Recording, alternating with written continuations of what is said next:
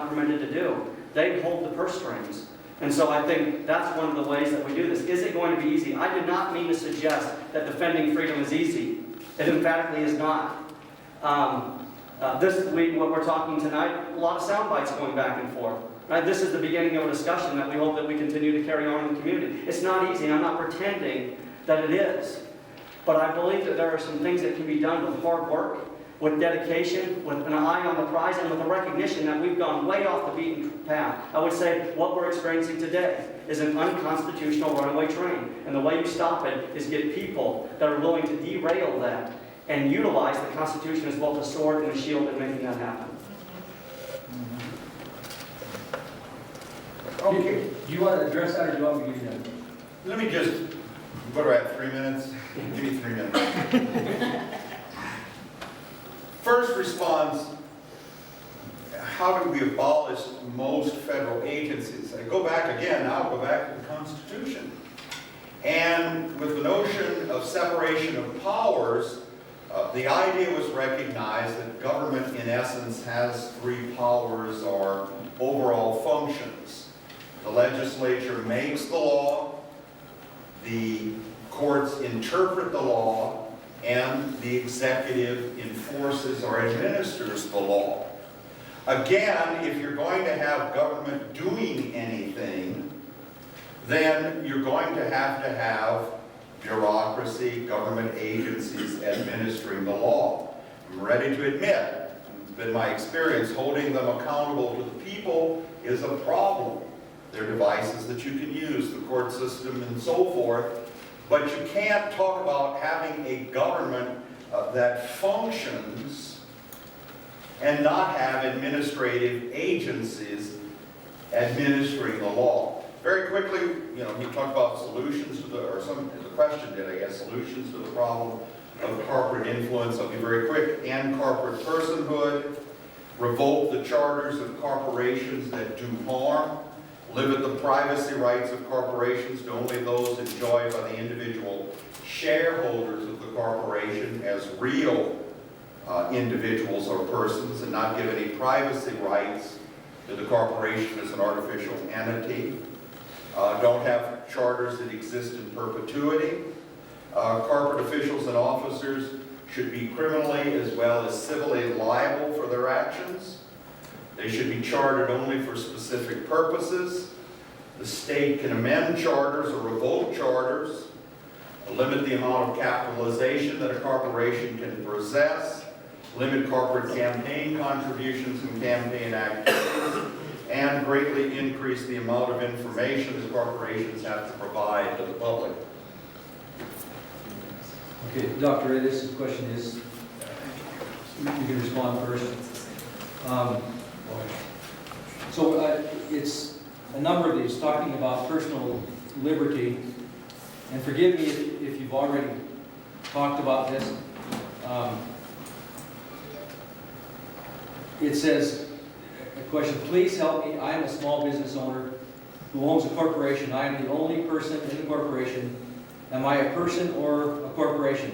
I am also a Christian when I conduct business. Am I doing that as an individual or as a corporation? When am I allowed to incorporate my Christian beliefs into my business life and my personal life? Well, the answer is to when you can incorporate your Christian beliefs into your personal life, whatever you want. The point I'm getting at is that what the courts have generally made a distinction is between belief and action. People are free to believe anything that they want. Jefferson said, I could care less whether people believe in one God, no God, or 20 gods, paraphrasing. For him, the problem was when they seek to impose on others their personal beliefs, and when they act so as a way to infringe upon the rights of others. What's the old adage, my freedom to swing my arm stops at the other person's nose. That the law has a right to regulate the actions of these entities. In terms of his question, there are certain things I would assume he does as a corporation and certain things that he does as a personal individual.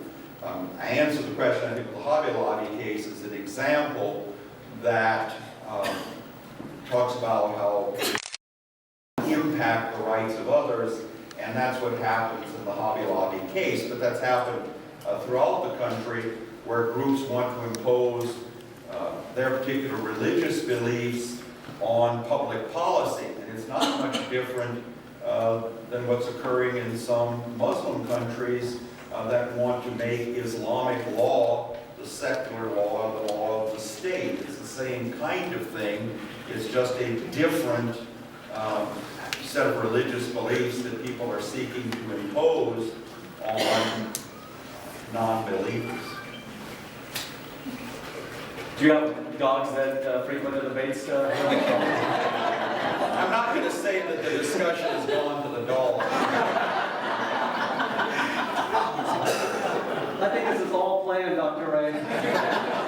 Maybe that's a comment on the quality of the discourse. But now he's going mess in the hall, so maybe that's another comment. Are you guys? Oh, yeah. Very good. I'm a little bit confused. If an individual walks into your business, what right is at stake? Does an individual have an unalienable right to come into your business and contract with you? He has a right to propose terms, but he doesn't have a right to enter into that contract of buying a good or a service. So when we talk about rights, does an individual have a right to go and work for Hobby Lobby? Emphatically, no. Once he does contract to work with Hobby Lobby, does he have a right to propose additional terms to that contract without both parties agreeing? Emphatically, no. And so I think we throw out this idea of an individual has a right to engage with a business owner. Well, he may have a right to engage with the business owner, but he doesn't have a right to demand services.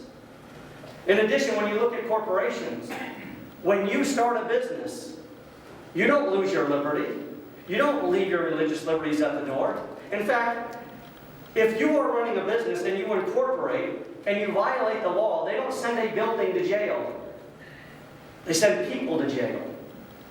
Individuals that run and establish the corporation go to jail. In other words, you have individuals that utilize their resources, they've incorporated in order to protect themselves to a certain degree, but at the same time, they still experience the consequences that any individual would experience if they violate the law. So if they experience those same consequences, if violating the law, why don't they experience the same liberties as an individual should experience as they go about their day-to-day activities? That's all I have. Okay, to share this, we'll start with you. If the president, by presidential decree, can change a law at will, how is that following the Constitution? I can't think quick enough to change the question to make more sense, but we're not following the Constitution. And then, is there not a system of checks and balances to prevent it? One thing that I want to make clear is as we talk about these issues, for me it's not about the R or the D, it's not about Republican or Democrat, it's whether or not individuals are following the rules. And I think we can, just to use this president as an example, he stood up in January of this year in front of the American people and said, I want to work with you. I want to work with members of Congress. But if you don't work with me, I will operate unilaterally to accomplish my agenda. I think what was just as sad about that comment is what the response was. He got a standing ovation. Got a standing ovation from individuals that had been vested with the authority to create law. So in other words, you have individuals saying this: the authority to legislate is vested in us. And we're just fine if you bypass us, if that's what you need to do. In fact, just 2 weeks after that, Sheila Jackson Lee put together the Full Employment Caucus. She said that was her #1 obligation. It's a tragedy what we've allowed to happen in this country. Individuals literally violating their oath. We can't say that the Constitution has some good components, and we can decide what those good components are, but at the same time, we're allowed to say those are bad things and we don't have to follow them. There's no rule of law when we allow that sort of thing to happen. If we don't like it, we've got a process to amend the Constitution. We have Article 5. And once Article 5 is utilized and the Constitution is amended, it is just as rigid as the remainder of the Constitution. So, with respect to executive orders, it comes back to this issue of individuals in government who understand what their obligations are, and to fight back, and to retain the authority that we, the people, have vested in them, to ensure that no one entity, whether it's judicial branch or the executive branch, is operating outside of the scope of their authority. And so there are things that can be done. Not easy, but there are things that can be done. But as of right now, we have individuals in government in all three branches from the various parties that recognize they can do virtually anything that they want because there are no consequences that follow. What I'm suggesting is to get back on track. There have to be real consequences in place that affect real people. Just very briefly, the judiciary has long recognized the authority of the president to issue executive orders.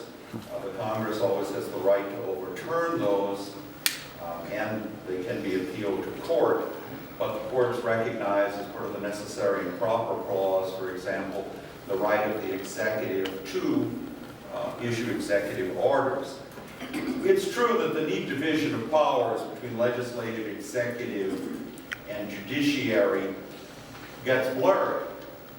For example, the agencies of government through the rulemaking process can, in effect, legislate. Now, there are procedures to go through in rulemaking that involve the public and so forth in judicial review. The courts, through judicial review, can make policy. So those neat distinctions to say one group makes law, one group executes it, one group interprets it, gets blurred as government performs its necessary function. But there are checks, there are ways of overcoming it. I know with one of the recent situations where President Obama said, was quoted, the Republican majority in the House wanted to start impeachment proceedings, and that's kind of fizzled because what they figured out is they wouldn't get anywhere with it in court. So certainly the president should be accountable, and there are mechanisms that make executive orders reviewable and provides for accountability. So I'm sorry we're out of time. If you didn't get your question asked, get their emails. I'd like this to last till next Thursday at 9 o'clock, but we have to cut it off. And John will say the final words. How about a round of applause?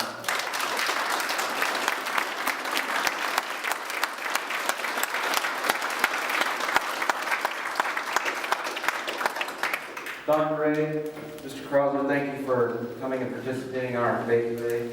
I'd once again like to recognize the Boy Scouts of Troop 1615 and thank them for doing the Pledge of Allegiance and posting the colors. They're not here. I also want to thank our sponsors, the Montana Citizens for Truth and Montana Tech College of Republicans. Thank you for coming and have a good night.